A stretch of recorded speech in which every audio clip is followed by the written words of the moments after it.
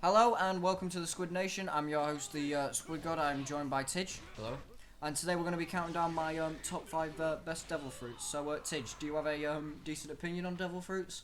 I think they are like the key of One Piece from Dragon Ball.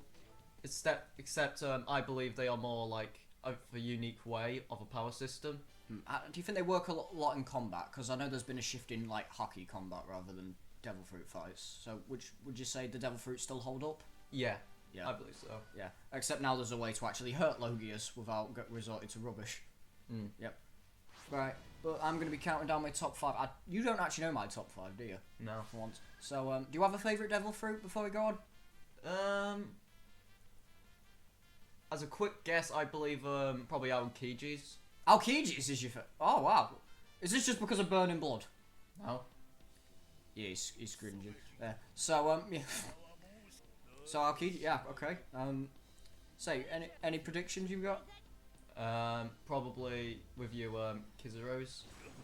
Oh, right, okay. You might be surprised then. Alright. Alright, my top 5. The first one, number 5, I've put it quite low, but I still rank it as high. But honourable mention is Kizaru's. Number 5 is the Gura no Mi, aka Whitebeards. Ah, right. So, let's just start off by saying this is probably one of the most broken devil fruits out there. I'm probably the strongest Paramesa type. Yeah, like, it's literally an earthquake fruit. And in the Paramount War as well, the devastation it caused alone was insane. It destroyed the entire landscape, shook everything up, and it also belongs to the strongest man in the world. And plus he was holding back in that arc because he didn't want to hurt Ace out. Yeah, but could you imagine a prime Whitebeard using that? Be scary. Yeah, like, that, it is literally said to be world-shattering, but yeah, even like, he could take on characters like a Kainu with no problem. And if I'm being honest, I think if he hadn't suffered that injury, he would have won the Runeford, if I'm being completely honest. Yeah. And plus it did affect the world when he was using his powers as well. Yeah. So, do you have any negatives about this devil fruit? Probably its destructive power, because if you have like a lot of fighters around you, they would be affected. Yeah, it's not very multi-purposeful, is it? No. So it's only really for combat and, I don't know, maybe drying out lakes. That could be a use for it, but that's the most I can think of. So, but no, and now it's in the hands of, believe it or not, my number 4 pick. The, going back straight to number 4, not cutting any ties, because there's not much to say about the Gura no Mi, is there? No. Other than it's fantastic, it's great, it's destructive, it wrecks stuff. But my number 4 pick is the Yami no Mi, Blackbeard's devil fruit. Right. I would say this one's underrated, because no one talks about it. And it has probably, like, my favourite visual for any of the devil fruits. You know, with the darkness and the black hole gimmick it's got. Yeah. Also, let's not forget, it's got an honourable mention here anyway, because it's got the most broken ability, as in it can cancel out devil fruits. Yeah. I think it's one of the more balanced ones. Because unlike a lot of Logia types as well, instead of an attack going right through it, you take that damage as well. Well, double it. Yeah. So it is actually nice and counterbalanced with that. And again, I love the fight with Blackbeard and Ace where he uses it as well. Yeah. And even then, it gives Blackbeard a massive advantage over characters like Magellan and stuff like that because, you know, he can actually deal out damage where a lot of people can't without the use of hockey. Yeah. What was your opinion on it? I think it's quite a cool devil fruit as well because at that point we were still never introduced to hockey. Well, kind of anyway. But like, when he does use it for the first time against Ace, it's actually quite shocking. Yeah. Yeah, to be fair, I remember being jaw-dropped when Ace got actually hit in the neck. That was pretty cool. Yeah. And again, that black hole property it's got. Yep. And it doesn't help now that Blackbeard has it comboed. So he can cancel your devil fruit out and then hit you with an earthquake. That's just not fair. But yeah, I would say it's underrated because a lot of people would have gone with the flame fruit. Yeah. But no, I think the Yami Yami is a lot better. You might not be able to turn into fire or darkness itself, but even then we still haven't seen its full potential. Yeah. So I am quite looking forward to that.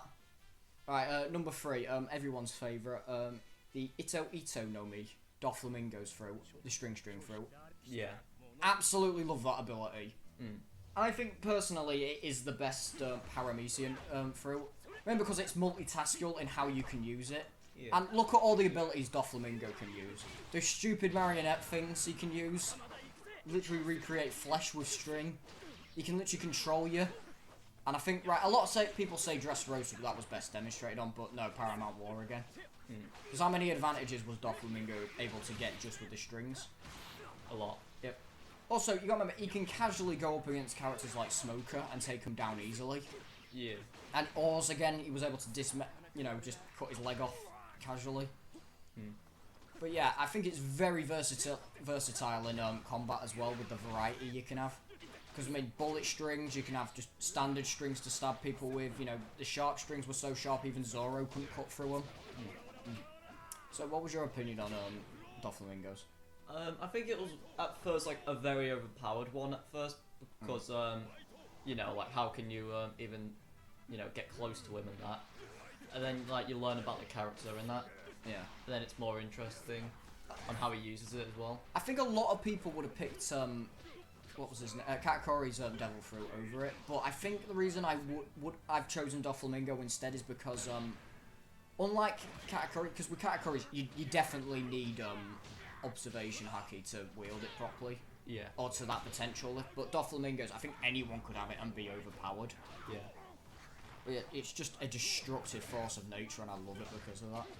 And it doesn't help it's given to probably the most unique, one of the more uniquely badass designs from One Piece. I love Doflamingo, he's cool. Yeah. Yeah. But yeah, do you have any negatives about this fruit? Probably not the fruit itself, but mostly the marionettes. Yeah, I think they kind of killed a lot of the drama in Dressrosa, personally. Yeah. Yeah. And even when it's awakened as well, the abilities that come through that. But the reason I think I rank it a bit lower than the last two is because despite Doflamingo's use of it, it stood no chance against a Gear 4 Luffy. No. Every attack that was dealt through was smashed through. Which is weird, because considering how, like, strong the strings were shown to be at first before Luffy showed up and wrecked stuff. Yeah. But yeah, I still don't think it can be underestimated. And it don't really have any major weakness other than Gear 4 Luffy. I think it was just natural enemy. Yeah. Right. Speaking of natural enemies, by the way, my number 2 pick is the Goro Goro no Mi. Enel's lightning ability. I bet you were expecting that to be number 1. I was expecting it to be very high. Yeah. What's there to say about this Devil Fruit that isn't broken? It's a Logia type. It can one-shot nearly anything as long as you're not made of rubber. You can teleport, read minds, and manipulate metal. And you can bring yourself back from the dead pretty much. Yeah. Are there really any downsides to this power-up? No. Especially where Enel used it as well in Skypiea, where, Devil Fruit users didn't really exist. And, where it's a closed confined space where haki isn't really established, so we can just nuke anyone. Yeah. Seriously, any Devil Fruit that has the ability to nuke is broken as hell. And since he can read your mind as well, just bam. Teleport anywhere, and his plan's insane. It's just an overpowered ability. Yeah. Yeah, what was your opinion on the Goro Goro? I think it was like a very broken Devil Fruit as well, and like it made yourself think like, how the hell can Luffy even go up against this, and then you actually realise that lightning it makes you go No, but I think like the best scene for me that demonstrates how broken Enel is his build up to meeting the 5 last champions. Yeah. I think it was 5 of them. Yeah. No, or was it 4? I think it was 4. Yeah. Whatever, but no, I remember that was the build up because he takes out some of the knights, doesn't he? Yeah. Just like that, by teleporting around, and then as he shows up, the way you take Zoro out. Because because everyone knows Zoro's overpowered, and then just watching him fall that way. I think the only reason I put Enel slightly lower than my number 1 is because the one thing with it is I don't think we saw its full potential. Yeah. We saw it being used very effectively, but I don't think could you imagine someone like, I don't know, Sabo training that through, for example? How broken would that be? I think there was one thing that you also forgot to mention as well, the fact that I can manipulate gold as well. Yeah, metal. But gold specifically, Yeah. So yeah, and even then, with Enel's like combat with him using it as well, Luffy did nearly lose, and considering that was probably Enel's first time struggling in a fight, he did pretty well. Yeah. But again, if you train that with haki as well, and then went down to those, like, you could nuke any island basically, just like that, And your only counters would be Haki and Sea Prison, but again, if you can teleport, what's the problem? Yeah. But yeah, I don't think we've seen its full potential, but what we did saw was outstanding. Yeah. And number one, this one might actually shock you. My number one is the Tora Nomi. Do you know which one that is? No, not really. Marco's. Oh, Marco's. The Phoenix. Yeah. Mainly because I think it's, right, one, fire abilities. I love the fire abilities, and adding any multicoloured fire is double, sweet for me. I absolutely love it. Yeah. Like the blue and the gold, love it. Number two, it can fly. If it can fly, trust me, it means it's good. 3, it's also a unique Zoan mythical type, so it stands out even amongst that. And 4, it also acts like a Logia type. Yeah. It is broken on every front. So it's good for combat, because we saw Marco casually go up against Kizaru. Yeah. Which that's pretty impressive on any front anyway. 2, it's versatile for travel, because it can fly. Yeah. I cannot emphasize that enough. So 3, as well, we've been shown that it can heal as well. Yeah. Not just Marco, but the sick, like we see in Wano. So it's also versatile in that as well. And I don't think there's really any downfalls to this Devil Fruit, now I think about it. Can you think of any? No, not really. Also, I'm just glad we're getting to see more of it as well in Wano. Yeah. Marco is one of the best characters from Wano as well, and it's nice that he's just doing stuff now. I can't wait for him to fight King a bit more. It'd be nice to see an aerial fight, wouldn't it, actually? Yeah. Yeah. Now, what's your opinion on the fruit? I think it's a really cool zone fruit, because not many people, at this point anyway, really thought zones were that good until, like, Rob Lucci.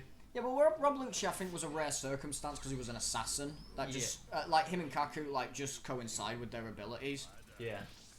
But, yeah, I think, like, it's nice that now we're actually getting the proper, Zoan fruits being used effectively. Yeah. Yeah, and, again, I think it depends on the animal you get. Yeah. And with Marco being a mythical one, I think that, like, doubly makes him stand out, like, because isn't the only mythical other one I can think of is, Kaido, isn't it? I'm pretty sure there are others that we've seen. Oh, and there was the one who had the smile fruit who turned into Little Dragon. Yeah, but that's a smiley fruit. That's a smiley fruit, yeah. But no, other than Kaido, I can't think of any other mythical ones, really, off the top of my head. No. I'm probably very wrong on that, but... but yeah, I think Marco stands out more than Kaido, though, with how his fruit's used. Because let's be honest, Kaido's more for destruction. Yeah. And we haven't seen enough of Kaido yet, if you ask me, to make a judgment on his. Yeah, plus we still haven't seen his hybrid form. Yeah.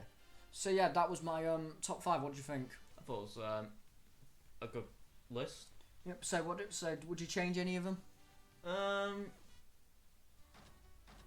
Probably not, because I think it's quite a balanced list as well. So you don't think the Flame Fruit or PG's Devil Fruit needs to be on there? I want to say it needs to be on there, mostly because it's on an opinion based. Yeah. They would be on a top 10 though, I would say. Yeah, they would be on the top 10. Yeah. But yeah, that's my top 5. Anything else to add, or is that it for you? Yeah, that's it for me. Right, thank you for listening, and we'll see you in the next one. Don't forget to do the typical YouTube stuff. Alright, thank you.